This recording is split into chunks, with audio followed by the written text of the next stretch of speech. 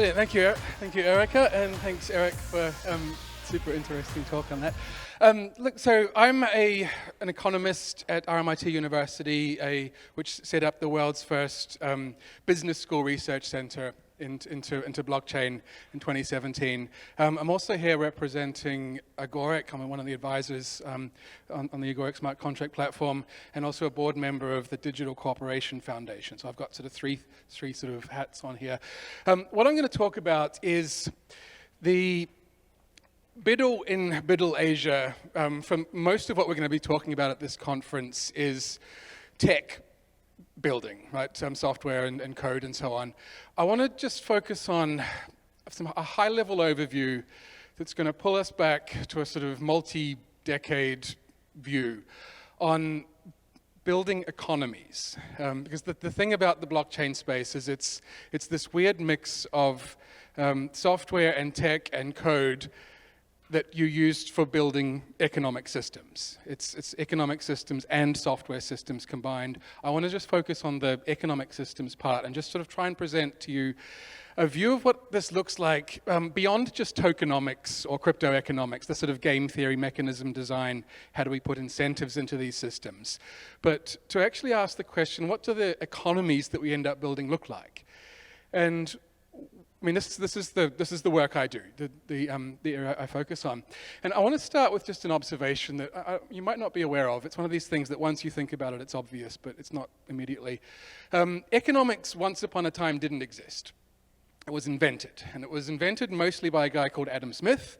And Adam Smith invented economics in Scotland, in Edinburgh, about 250 years ago, when he was looking at the very, very earliest parts of industrial capitalism. He saw a few factories, right? He was living in a feudal economy, but he saw some factories, and he conjectured out from that the implications of markets and specialization and division of labor, and he imagined, he basically saw 200 years into the future and wrote that down. That's economics, right? John Maynard Keynes and cohort, about 100 years ago, sort of started thinking about the idea of macroeconomies. They invented macroeconomics to solve the problem of just helping advise governments on how do you do economic policy for these new things called nation-state economies that we want to drive. So we've invented economics before, we've invented macroeconomics before.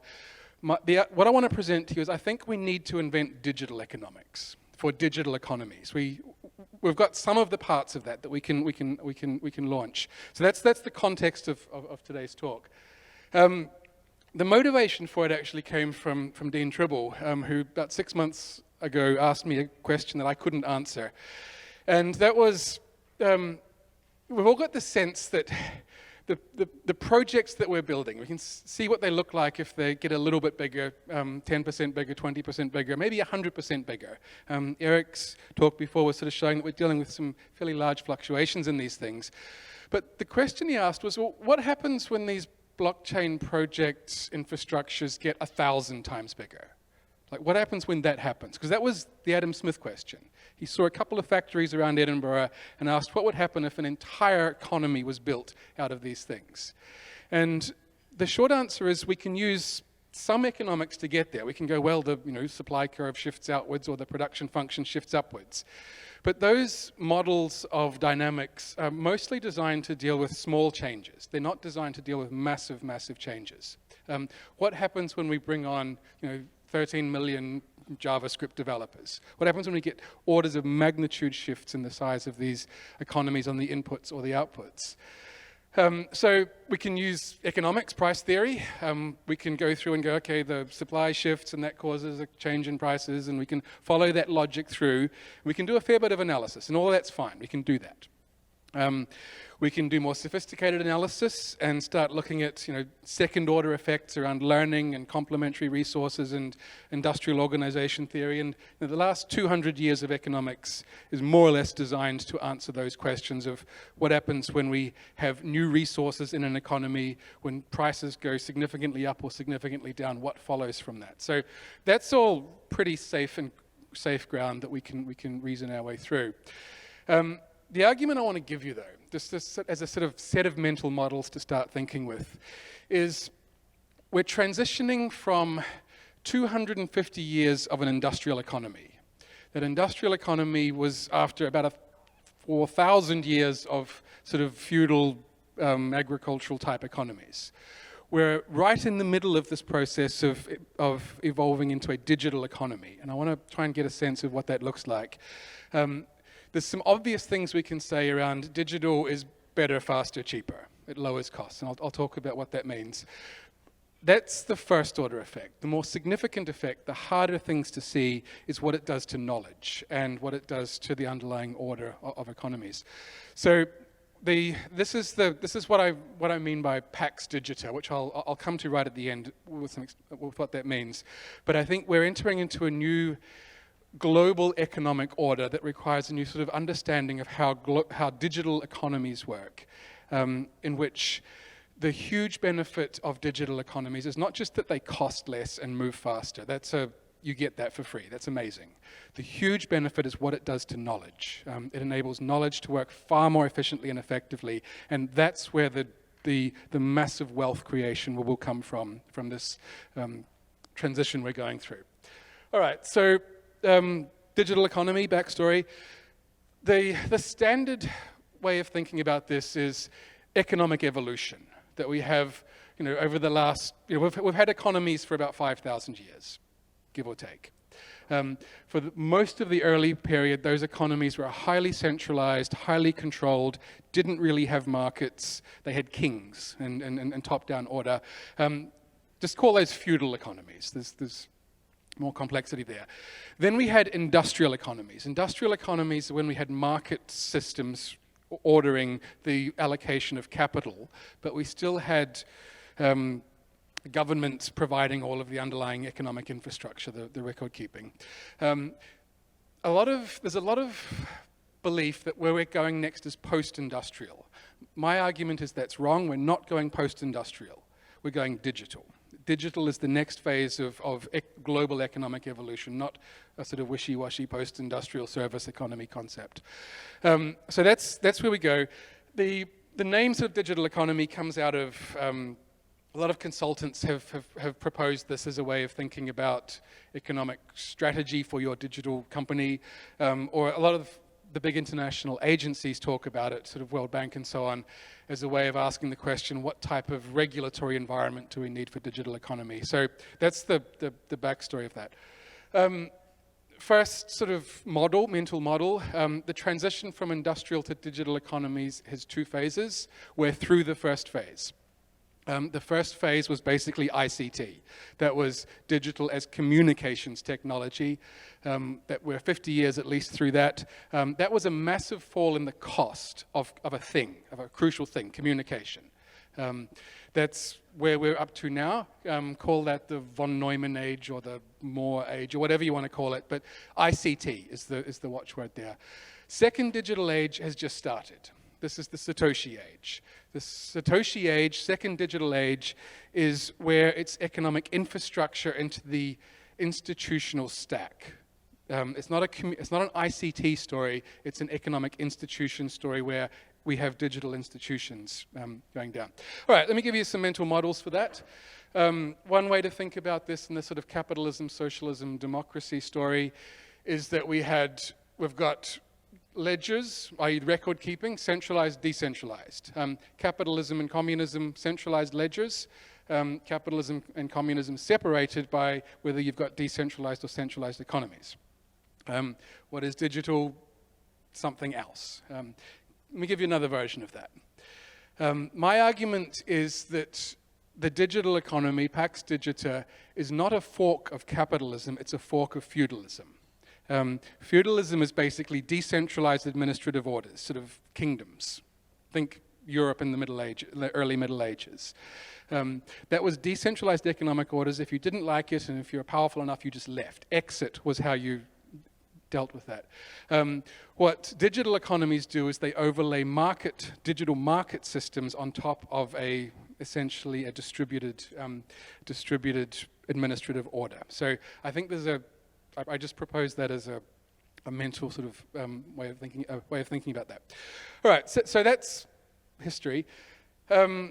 the challenge for economists, the reason that economists get confused when they see blockchains, even though computer scientists and mathematicians and engineers don't, that's what it is that it's a platypus. It's a economic platypus in the sense it doesn't seem to fit any existing categories. It looks like a market, if you look at it one way. It looks like a firm, if you look at it another way. It looks like a platform. It looks like contracts. So it's hard to pin down into standard economic categories. The argument, again, I want to make is that the correct classification of it is economy. A blockchain builds, an L1 blockchain is an economic infrastructure upon which economies are built by having sort of market mechanisms added to that, by having coordination and governance mechanisms added to that. We're really talking about building economies or designing economies. And again, we've never done that in history before. That was a thing that the last time we did that, we invented macroeconomics to help us design macro nation-state economies. We're now in a stage of designing and building new types of pop-up, spin-up economies. We need a new economics to help us with that. All right. So standard theory is digital lowers costs. This is the view from Harvard and Stanford and MIT. This is what all good economists believe and know because it is true. The way in which digital as a disruptive technology affects economies is that it drives a set of particular costs down. Now those costs are costs of communication, ICT, but there are also costs of search and finding stuff, costs of replication, communication, costs of moving stuff around, costs of keeping track of things, and verification costs. If that was just the case, then it wouldn't be revolutionary disruptive. We would just be going, this is a market economy that just is better, faster, cheaper because this costs have fallen in some things. But part of these costs, are costs of trust. This is work that myself and my team have been doing for quite a while. And what the argument here is that blockchain and associated technologies, the full sort of stack of Web3 technologies, are not industrial technologies. They are institutional technologies, a whole new class of technologies. These sorts of technologies don't change very often, but when they do change, we get revolutions. The last major change was clocks and timekeeping and sort of everyone more or less being able to scheduling. That was the railways that did that and gave us a global coordinated order. Before that, the last big change was corporations. Right? So but this time we've got economies are basically being as an institutional technology. What does this institutional technology do? It massively lowers the cost of counterparty trust, right? That's the connection back to the tech building is that's the implication of peer-to-peer, is it dramatically lowers the cost of trust. Again, not telling anyone anything they don't know in this room. We've estimated that cost is large. It's about a third of the economy. It's not a trivial small cost, it's a massive cost that is about to significantly fall. All right, so institutional technology, a technology for designing economies. That's the sort of mental model for thinking about why is this technology different? Why will we expect significant more disruption than the invention of computers or the invention of electricity or the invention of steam engines, industrial technologies, right? All right, some theory, some ways of, so that's the what type of technology. First thing is, so firms have been around for around 400 or 500 years. They were invented in the Middle Ages. Dutch East India Corporation. But economists only understood what they were in 1939. And that was done by Ronald Coase, who won a Nobel Prize for this work, who argued that the reason firms exist in economies is that they minimize transactions costs of using markets. So when markets have high transactions costs of internal coordination, firms exist. It was a theory of why firms exist and so on. The same argument applies to blockchains, but not against market systems, but against government plus firms plus markets. So the basic economics of why blockchains exist in economies, as opposed to why they exist as technologies, is blockchains will exist everywhere that the total cost of using the blockchain is lower than the cost of the government system for administrative records, plus the market system with transactions costs, plus the firm systems with governance costs. So we're seeing that finance is a place where that seems to be true in some areas, but that's the basic economics of how we can expect to see this transition to a digital economy, is on that economic margin. So we have a theory now. We have a theoretical framework for understanding why blockchains emerge in some places and not other places, that goes above the technical considerations of better, faster, cheaper, or security, or all of the things that devs care about. There's also a range of things that economists care about, but this is it. Like we understand that. All right. What is a digital technology from the economics perspective? A first point. In the last 5,000 years, there have been millions of technologies, but from an economic perspective, there's really just been two. Writing, which enabled asynchronous coordination of people, which gave us the modern state, which gave us all sorts of things. That was more or less 3,500 years ago. And then digital writing, which enables asynchronous coordination of state between humans and machines. That's the last 50 years. All other technologies are in the background compared to those two technological revolutions. Again, that's a judgment from economics, as deep layer coordination technologies. What does digital mean for an economist? It's a lingua franca. It's a language that enables anything digital to talk to anything else digital. Right? Again, that does not exist in an industrial economy, but it is almost trivial, allowing for standards coordination in a digital economy. Sometimes blockchains are described as a general purpose technology. That's an industrial economy language where you say steam engines or electricity or computers are a general purpose technology. Blockchains are a general, or digital technologies aren't that. They're a general dimensional technology. What that means is that they scale in space and time. They at very, very low cost scale up.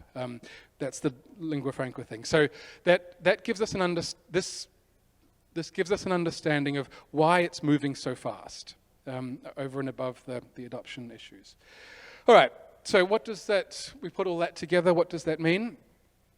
The fundamental difference between an industrial economy and a digital economy is what I want to call the full stack economy, an obvious reference to full stack software architectures. And this is the big shift that's happening. So the standard way we've been thinking about industrial economies transitioning into digital economies, and according to the World Bank and IMF and McKinsey and so on, is this.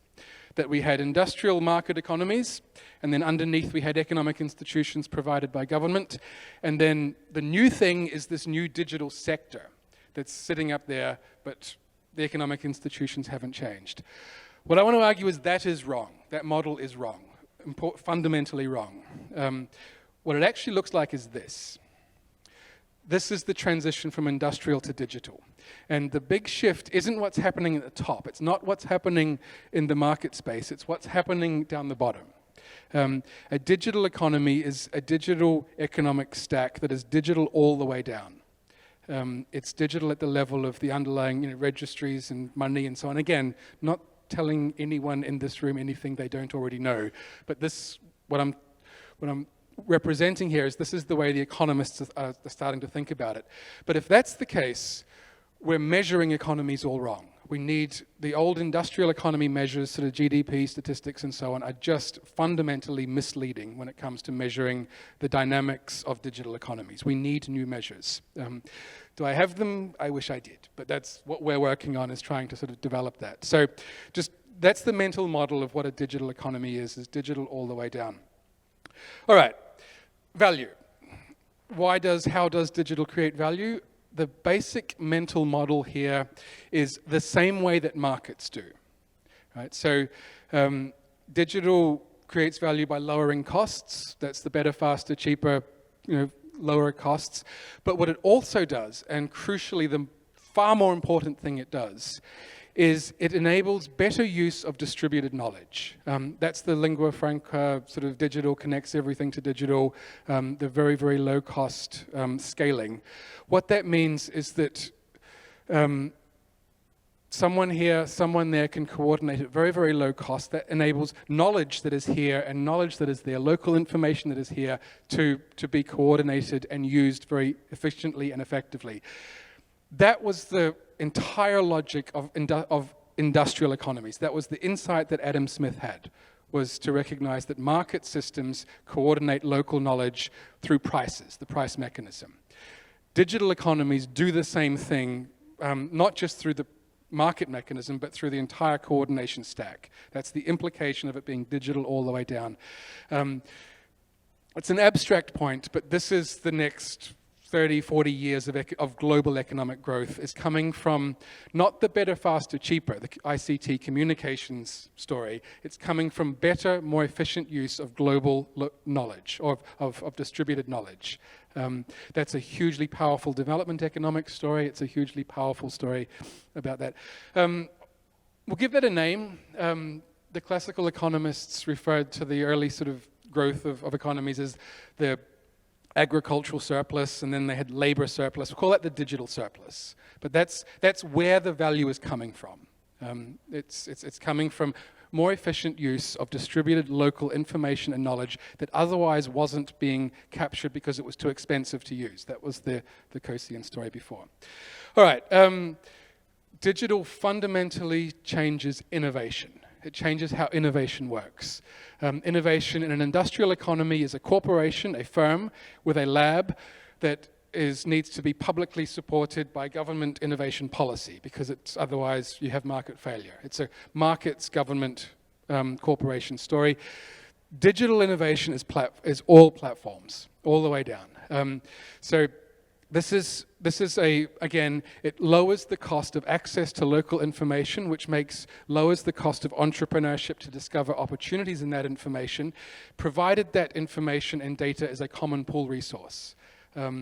This is one of the things you get for free in blockchain protocols, is just easy availability of that information as a common pool resource. We've got a theory going at the moment that the development of these innovation toolkits is the basic driver of the crypto cycles that we've been seeing, rather than just investor sentiment. But again, that's a theory. But the high level point here is digital economies have a completely different innovation system. It is natively distributed innovation system that relies upon platforms to drive that. So what that looks like is entrepreneurship, not just over sort of not just over production, but increasingly over governance. Again, as many of us are seeing, that's DAO tooling. All right. This is a little bit obvious, but I'll pass through it. The money wars are happening. I think the interesting part of the story isn't the money wars, crypto, CBDC, stablecoins. Where is the equilibrium? That's what's happening now. Underneath that, what is happening is money is being unbundled into its component parts and pushed down the stack. So we've got the same sort of unbundling of the tech stack. But this is an unbundling of the tech stack for money that is happening at a global scale. The other crucial part that I think has not been fully appreciated is this is not just for the humans, right? This is to enable a digital money that works natively for machines as well. And that sort of unbundling into its component parts, humans struggle with that, machines love it. It's perfect for them. So this sort of evolution of money is a key part of what we're seeing. The biggest part, though, by far, is property rights.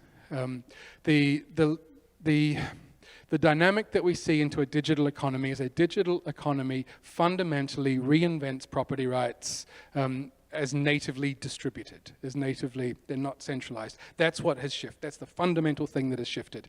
That was my argument before about a digital economy really being a fork of feudalism, not a fork of capitalism or communism in that. So this unbundling of property rights is the main mechanism by which all of this new distributed economic value is being captured at the edges.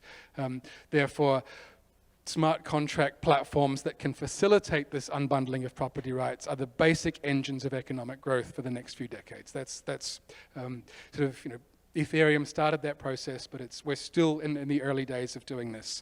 But again, that's the mental model here is that's the source of where the growth is coming from, or that's the mechanism by which that growth is captured. All right, this I think is useful. We're entering a multi-chain, interchain world. How do we analyze that? Well, fortunately, we've already got a set of economic theories that we can use for that. That's open economy macro, called the Mundell-Fleming model. But instead of interest rates, then exchange rates, what we've got is interest rates, exchange rates, and now some sort of variable that more or less captures the cost of the interchain system, whether it's bridge risk / cost, whatever. That's the frontiers of macroeconomics right now, is answering that. But the point is, it is answerable. We can analyze this dynamic for open economy macro done for an interchain world. All right, new problems. So the problems that I think the economists, and particularly the macroeconomists, are going to be working on for the next decade or so. The first one is systems adoption, that innovation is a coordination problem here, because that's just the nature of digital adoption. Is industrial adoption was piecemeal. You could do bits of it at a time. Digital adoption is platform adoption. It has to work all at once. There's a coordination problem. The question is, what does that what institutions do that coordinating? Government, maybe. Foundations, maybe. Communities, maybe. But that's a hard problem to solve. One that I think is not fully recognized yet is the idea of rationality being convex. What that means is that in an industrial economy, you have your own preferences and capabilities, and you make decisions, and the quality of the system facilitates that. In a digital economy, it's you and the machine working together. That machine might be your wallet, it might be some other thing, but rationality is embedded between those two systems. That's the frontiers of what a lot of concerns around digital divide and digital literacy and global equity and so on are really going to be shaping up as. These questions about access to this machine rationality. Again, we don't really even have good words for this yet, but that's the frontiers of what social welfare economics will be wrestling with. The other big point is that trust works differently in this space. And it works differently in a very simple way. It's ex ante. It happens before. In an industrial economy, trust is ex post. You do a thing and then you settle up any trust issues afterwards through the courts or whatever. So we've got a completely different architecture of how trust is working. All right, so that brings me to the sort of rounding out point of this. We put all that together, and I think this thing needs a name. I want to suggest Pax Digita because that seems to make sense to me in the sense of Pax Romana, Pax Britannia, Pax Americana.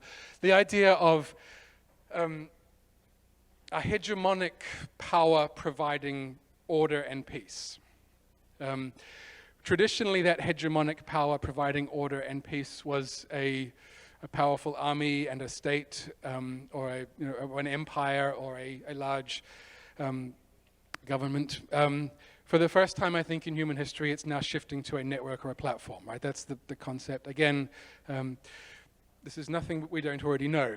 But this notion has been a really important part of economics, wanting to understand the answer to the question, why are some countries rich and some countries poor? And the answer was always, you point to the quality of government, the quality of the institutions. And that idea here, instead of pointing to the quality of a set of civil society institutions, now we're pointing to the quality, the technical cybersecurity and code quality of a digital economic infrastructure. So that minimizes institutional costs. the far more, I mean, it also is a fundamental reset on rents that are in industrial economies. That's where the conflict is going to come from over the next few decades. All right, finally then, the macroeconomics was invented to serve the client of economic ministries. How do we run this economy? Digital economics is basically the client as foundations and devs. It's you lot. And the key point here is that we're in the business of not just designing crypto economic systems, we're also in the business of designing economies. And these aren't just microeconomies, these are macroeconomies. There's a bunch of sort of things that we know that I've sort of tried to highlight at a very broad level. But it's a fundamental shift in the way that public goods and club goods work.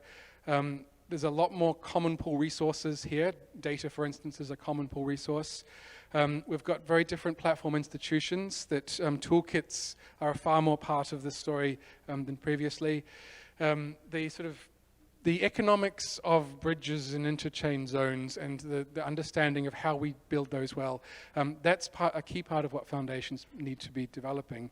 And there's also a bunch of theory around how, the optimal design of this. So I've sort of run out of time, so I'll stop there. But the sort of takeaway summary is we're transitioning right now from an industrial to a digital economy. For that, we need a whole new sort of set of economic theories. Those theories kind of exist, but they haven't really been put together yet. That's what we're doing now. So that's what myself, the team of economists are furiously working on to try and develop that. But the point is that that's the sort of new way of thinking about how economies work, is that we're exiting industrial economies, entering digital economies, and we need a new set of mental models for how to understand that. Thank you.